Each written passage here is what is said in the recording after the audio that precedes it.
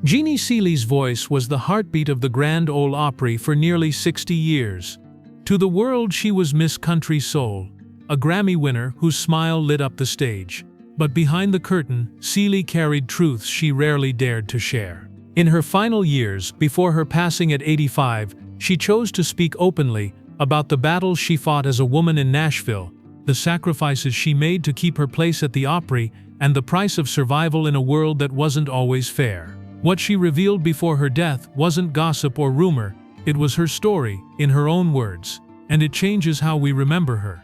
When Jeannie Seely arrived in Nashville in the mid-1960s, the city was still ruled by tradition. Women were expected to smile, sing softly, and stay within boundaries drawn by men who controlled the studios, radio stations, and even the Opry stage itself. For a young woman from Titusville, Pennsylvania, with a sharp wit and a voice that mixed velvet with steel, those boundaries felt more like barriers. But Seely didn't wait for permission to cross them. Her song "Don't Touch Me" became a revelation in 1966, not just for audiences but for the industry itself. It wasn't another light-hearted tune. It was intimate, personal, and powerful. The performance earned her a Grammy, a rare honor for a country woman at the time. Fans may have seen a glamorous success story, but the truth was far harder. Even with the Grammy in hand, Seely faced whispers that she owed her rise to her then-husband, songwriter Hank Cochran. It was a reminder that Nashville's old guard wasn't ready to admit that a woman could shape her own destiny. When she was invited to join the Grand Ole Opry in 1967, it should have been the culmination of every dream she carried. But Seely herself later revealed it was less a fairy tale and more a proving ground. The Opry's doors opened, but what lay inside was a world of unspoken rules, fierce competition, and expectations that weighed especially heavy on women. Membership, she admitted, was just the beginning of the test. That was the truth she shared before her death. To make it in Nashville during the 60s, especially as a woman, meant carrying battles behind every song and smile. Yet those early battles were only the beginning. The real war came when she chose to defy the Opry's traditions in front of its own audience. The Grand Ole Opry stage was lined with rules in the 1960s. How women dressed, how they moved, even how they spoke between songs was carefully judged. To many, the Opry was sacred, but to Seely, sacred didn't mean untouchable. She believed it had to grow, or it would suffocate. One night, she walked on stage wearing pants, something no woman had done before. To the audience, it might have seemed like a simple fashion choice. Inside the Opry, it was nothing short of rebellion. Whispered criticism rippled through the dressing rooms. Some called it disrespectful. But Seely never apologized. She explained later that women deserved to feel comfortable and to be seen as performers, not ornaments. That choice, small as it might look now, cracked a door for every female artist who followed. Seely also pushed for women to have stronger voices backstage, to be included in decisions that shaped the shows. She wasn't loud about it, but she was relentless. She told the truth. The Opry family wasn't always united. Behind the curtain, it was a fight for equality, for recognition, and for survival in a system that wasn't designed for balance. The backlash didn't end her career, though some warned it might. Instead, it deepened her bond with audiences who admired her refusal to bend. Her voice, warm and fearless, carried those struggles into every song she sang. Long before the industry was ready to celebrate outspoken women, Jeannie Seely lived as one.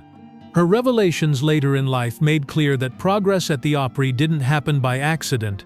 It came because people like her risked ridicule and career setbacks to stand firm. And while she was winning those battles on stage, her private life was collapsing, forcing her to lean on the Opry in ways fans never realized. Behind the stage lights, Jeannie Seely's life was unraveling. Her marriage to Hank Cochran, the man who had once been her closest ally, began to erode under the weight of fame, travel, and conflicting ambitions. Their split was painful, and in Nashville, every heartbreak became public. Yet instead of retreating, Seely doubled down on the one constant in her life, the Opry. Night after night she returned to its stage even when her personal world felt shattered. The Opry wasn't only her career, it became her refuge. But in her later years, she revealed that the refuge came with its own chains. She admitted that the Opry could feel like a sanctuary and a trap, both at once.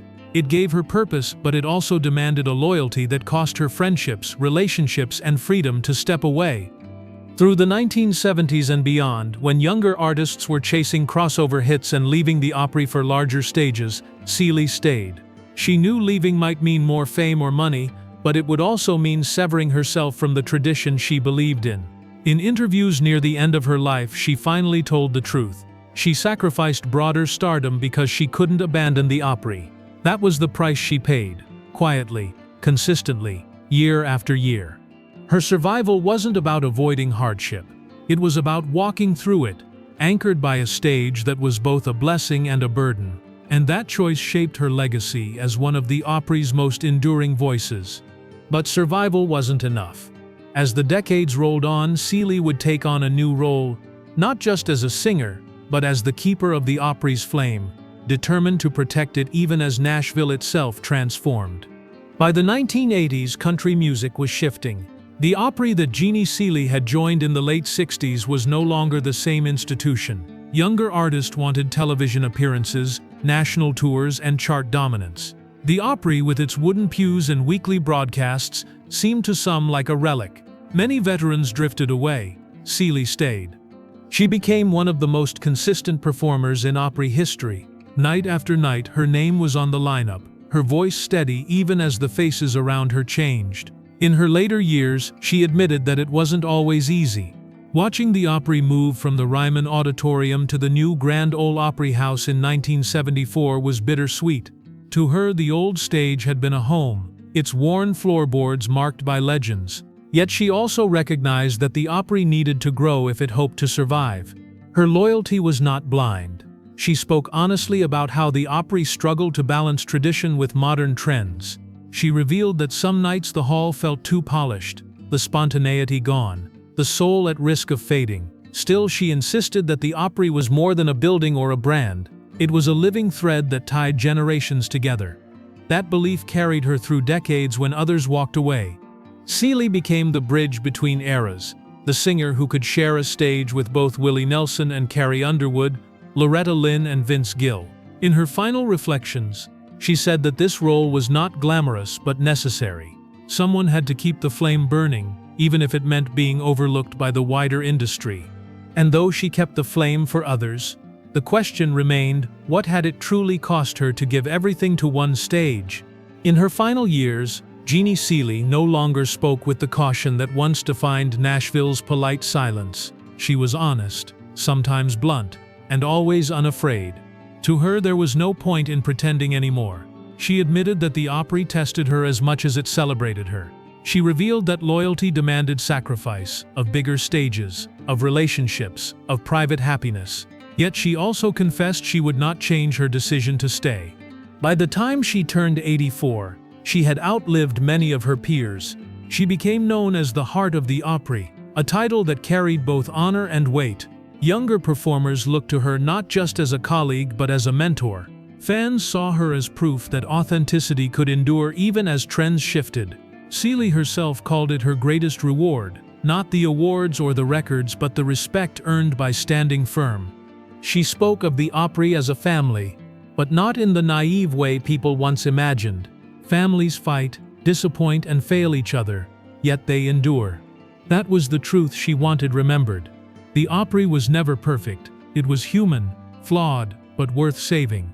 When she passed in August of 2025, the loss was felt not only by country music fans, but by anyone who had walked into the Opry's circle of wood. Yet her voice still echoed, not just in recordings, but in the stories she shared before her death. She had given country music one last gift, her unfiltered truth. And that truth leaves us with a final question. Was Jeannie Seely defined by the Opry, or was it the Opry itself that was defined by her? Jeannie Seely's journey was never simple. She entered the Opry in the 1960s as an ambitious newcomer and left the world in 2025 as its beating heart. Along the way, she broke rules, endured heartbreak, and carried traditions others abandoned. The truth she revealed before her death was not a scandal, but something deeper. The Opry demanded everything, yet it also gave her the anchor she needed to survive. In that balance of sacrifice and purpose lies her legacy. Her story is not just about a singer, but about resilience, honesty, and the price of loyalty. Jeannie Seely gave the Grand Ole Opry her life, and in return it gave her immortality. For more emotional stories, check out this video.